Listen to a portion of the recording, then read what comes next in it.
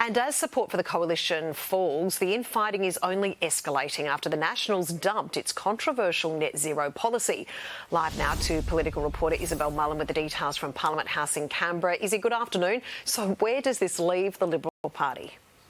Good afternoon, Tash. Well, the Liberal Party hasn't yet announced whether it will be keeping or deserting its net zero by 2050 policy. They've given themselves until January next year to make a decision, but it really does put incredible pressure on the leader of the opposition, Susan Lee, particularly as her personal approval rating, as we've just seen, it continues to fall. Now, the Liberal Party is split. Some senior members saying they need to keep that net zero by 2050 policy, others saying they need to desert it and realign themselves with the Nationals.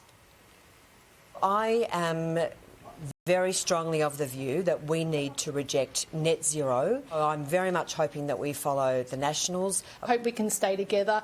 I've surveyed my community about net zero. 65% don't want it because they are suffering right now. We need to come up with a better solution, a pragmatic energy policy. You have to have net zero in some form. I mean, there's no doubt that Australia has very serious treaty obligations.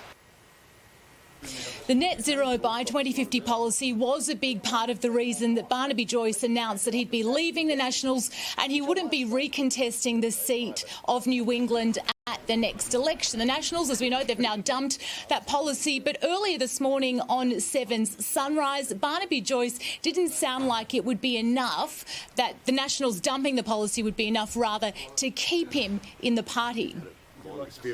Are you staying with the Nats, given they have now dumped net zero? Well, I'm going to make sure that I assess exactly what the process is. I have no issues with Barnaby Joyce.